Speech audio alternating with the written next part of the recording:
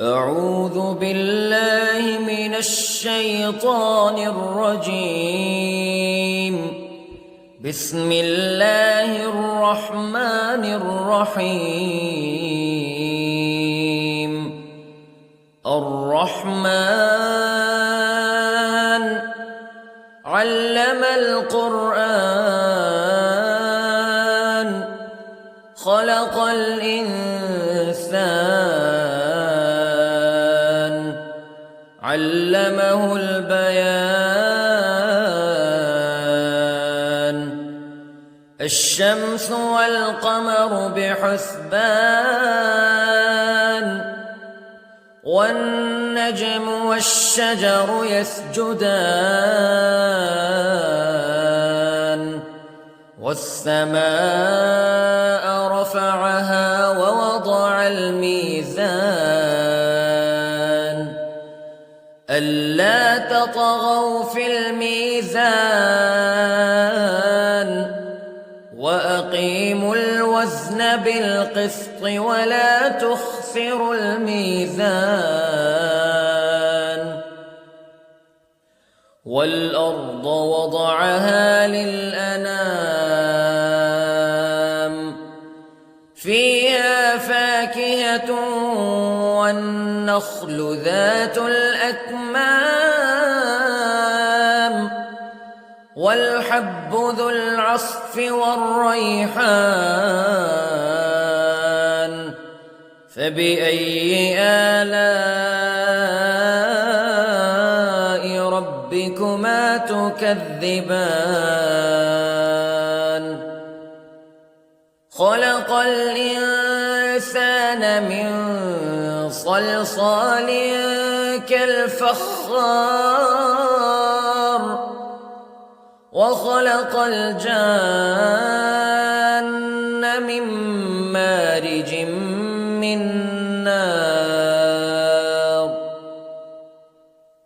فبأي آلاء ربكما تكذبان. رب المشرقين ورب المغربين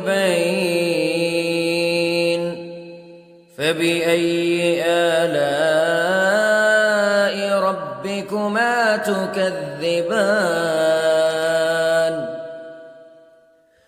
مرج البحرين يلتقيان بينهما برزخ لا يبغيان فبأي آلاء ربكما تكذبان. يخرج منهما اللؤلؤ والمرجان فبأي آلاء ربكما تكذبان. وله الجوار المنشآت في البحر كالأعلام فبأي آلاء ربكما تكذبان. كل من عليها فان ويبقى وجه ربك ذو الجلال والإكرام فبأي آلاء ربكما تكذبان.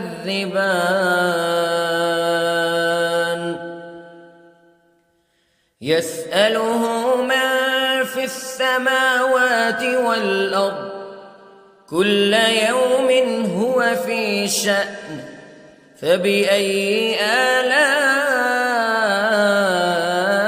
ربكما تكذبان. سنفرغ لكم أيها الثقلان فبأي آلاء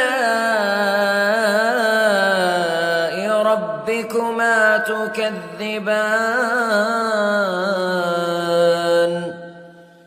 يا معشر الجن والإنس استطعتم أن تنفذوا من أقطار السماوات والأرض فانفذوا لا تنفذون إلا بسلطان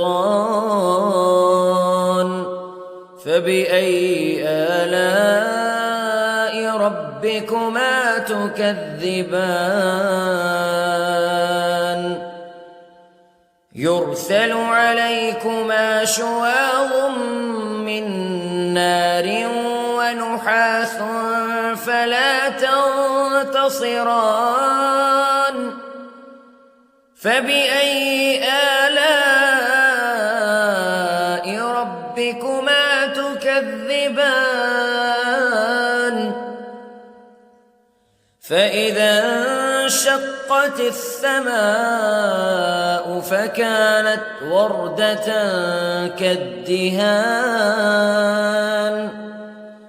فبأي آلاء ربكما تكذبان فيومئذ لا يسأل عن ذنبه إنس ولا جان فبأي آلاء ربكما تكذبان يعرف المجرمون بسيماهم فيؤخذ بالنواصي والأقدام فبأي آلاء ربكما تكذبان هذه جهنم التي يكذب بها المجرمون يطوفون بينها وبين حميم آن فبأي آلاء ربكما تكذبان ولمن خاف مقام ربه جنتان فبأي آلاء ربكما تكذبان ذواتا أفنان فبأي آلاء ربكما تكذبان فيهما عينان تجريان فبأي آلاء ربكما تكذبان فيهما من كل فاكهة زوجان فبأي آلاء ربكما تكذبان متكئين على فرش بطائنها من استبرق وجنى الجنتين دان فبأي آلاء ربكما تكذبان فيهن قاصرات الطرف لم يطمثهن إنس قبلهم ولا جان فبأي آلاء ربكما تكذبان كأنهن الياقوت والمرجان فبأي آلاء ربكما تكذبان هل جزاء الإحسان إلا الإحسان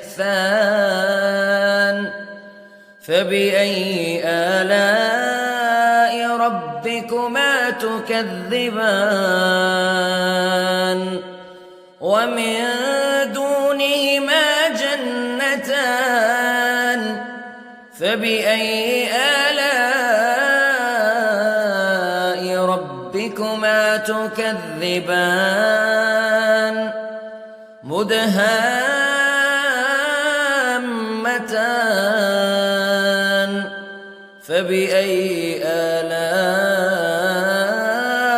ربكما تكذبان فيهما عينان نضاختان فبأي آلاء ربكما تكذبان فيهما فاكهة ونخل ورمان فبأي آلاء ربكما تكذبان فيهن خيرات حسان فبأي آلاء ربكما تكذبان حور مقصورات في الخيام فبأي آلاء ربكما تكذبان لم يطمثهن إنس قبلهم ولا جان فبأي آلاء ربكما تكذبان متكئين على رفرف خضر وعبقري حسان فبأي آلاء ربكما تكذبان تبارك اسم ربك ذي الجلال والإكرام